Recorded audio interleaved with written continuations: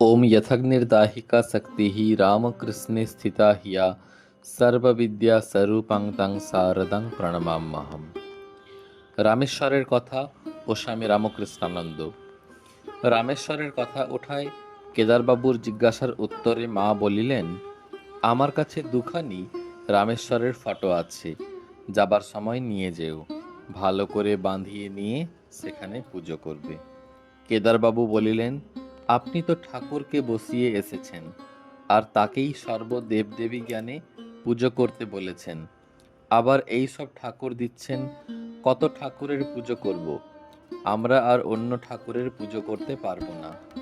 তখন শ্রী মা বলিলেন, আচ্ছা, তবে এগুলি ভালো করে বাঁধিয়ে ঠাকুর ঘরের দেওয়ালে ঝুলিয়ে রেখো।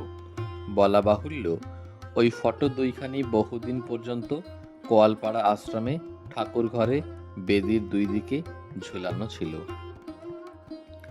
তারপর কেদারবাবু বলিলেন, মা, রামেশ্বর প্রভৃতি কেমন সব দেখেছিলেন, সব বলুন।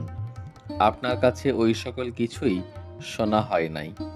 শ্রী মা বলিলেন, বাবা, যেমনটি রেখে এসেছিলাম ঠিক তেমনটি আছেন। পূজনীয়া গোলাপ মা তখন ওদিকে বারান্দায় যাইতেছিলেন। তিনি মায়ের কথা শুনিয়া বলিলেন, কি বললে মা? শ্রী মা একটু চমকিত হইয়া বলিলেন, কই, কি বলবো?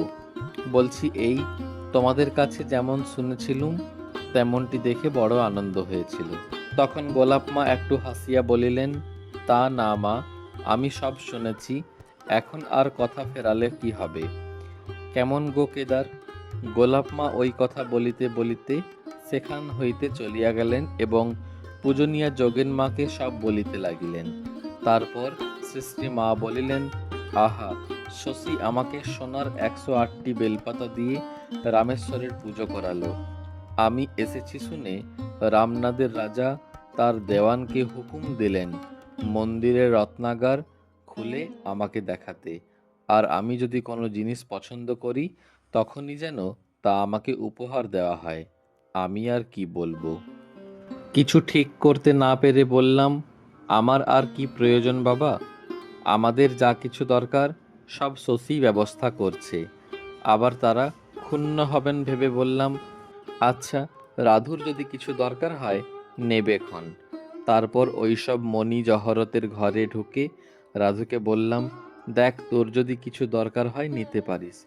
তখন হীরা জহরতের জিনিস সব দেখছি, তখন কেবলই আমার বুক দৌড় দৌড় করছে, আর ঠাকুরের কাছে আকুল হয়ে প্রার্থনা করছি ঠাকুর রাধুর যেন কোনো বাসনা না জাগে।